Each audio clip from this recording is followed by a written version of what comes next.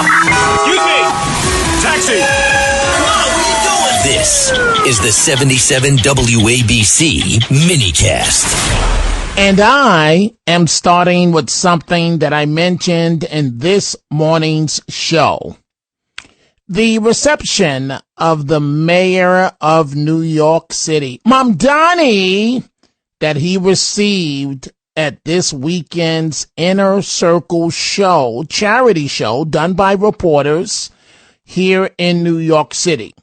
I couldn't believe what I was looking at. It was so glowing for him. It was as if Michael Jackson in his heyday had walked into the room.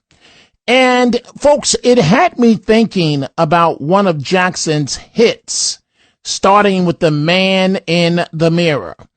And that's how I try to live my life. That's why I tell you folks the truth every single day. You may not like it. It may be bitter some days. It may be positive. It may be sweet some days, but it's always the truth. And I still remember when Jackson performed his song, starting with The Man in the Mirror, with no music. Oh, well, deeply scarred, somebody's broken heart, and a washed out dream. They follow the pattern of the wind, you see, 'cause they got no place to be. That's why I'm starting with me. I'm starting with the man in the mirror. And that's something that perhaps all of us should do, starting with the man or the woman in the mirror. So Mamdani was a star this weekend and raising a lot of eyebrows. Certainly someone that should look in the mirror these days. Curtis Sliwa, Mr. 7%. So much so that Mr. Sliwa should look in the mirror that by Sunday night, and these two newspapers don't agree on anything, the New York Times and the New York Post had stories where New York Republicans are livid at Sliwa, some demanding their money back, their campaign donations back. Sliwa, who was in the audience with his wife, was in a skit cozying up in a pre-recorded skit to Mamdani. And you know what? He's already talking, Mr. Sliwa. This man is delusional and shameless at the same time. He's already talking about being the Republican nominee in the next race for mayor. Let me be very clear, crystal clear. That will never, ever, ever happen again. Your days in politics are finito. I'm trying my best to pull my words. But Mr. Sliwa, you have become the laughing stock of all of New York. You've been on your last leg for a few years, but you are really done now. And he has someone close to him advising him, and I'm trying my best to pull my words. That is the absolute worst person on earth that he should be taking advice from. 800-848-9222. So I want to hear from you folks, but I especially want to hear from the people that attacked me when I told you what time it was, when I told you what was going on, when I told you that he was never a serious candidate, that this was all a joke on you, that it was all about his image and his non-stop desire for press attention. 800-848-9222. But we are also thinking about the family of 18-year-old Sheridan Gordon. And I want you to listen to this part of a report from WPIX television here in New York. A crowd dressed in green and white, Yorktown colors, to honor Sheridan Gorman's fierce love for her hometown, where she was an athlete and leader. This loss is truly unbearable. That love being returned to Sheridan's family, her mom, dad, and sister fighting through emotion on stage.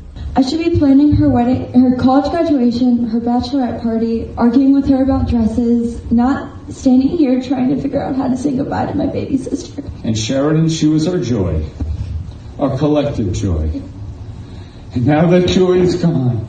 Her family also describing Sheridan as everyone's cheerleader. She knew something that all of us could stand to remember. That enthusiasm, that positive thinking, that showing up for each other. It doesn't just win games, it changes lives.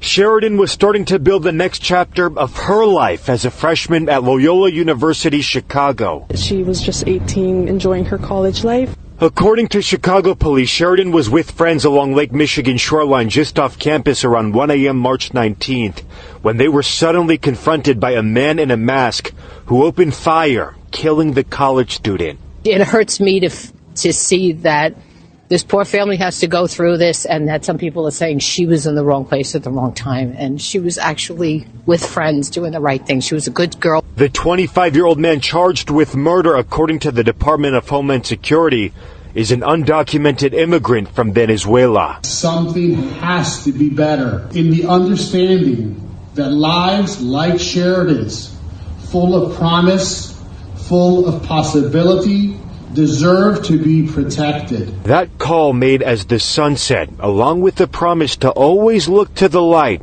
even when the darkness feels like too much.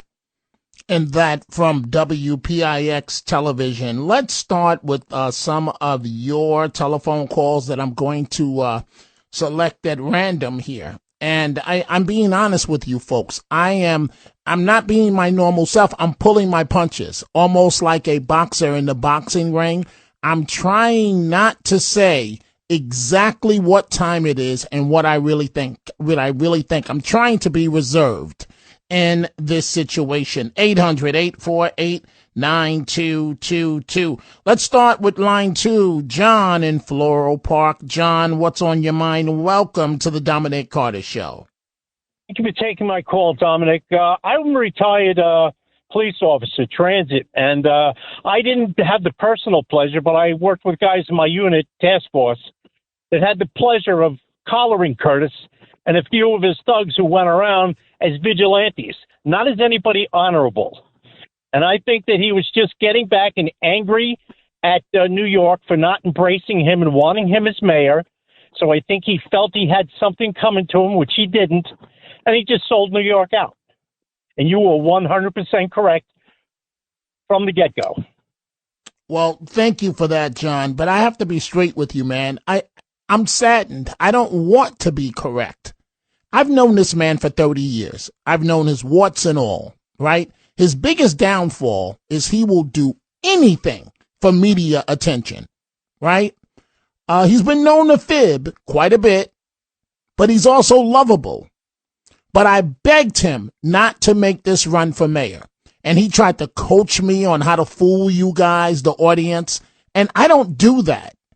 He tried to give me the exact words to say, literally, to fool you folks on the air into supporting this campaign.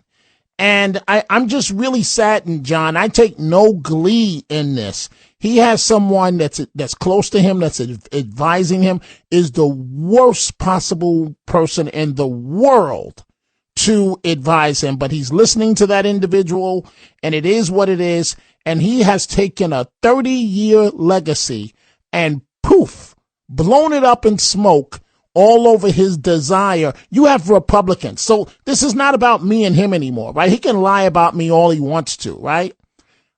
This is about the Republican Party in New York State, in New York City, that's saying they want their money back.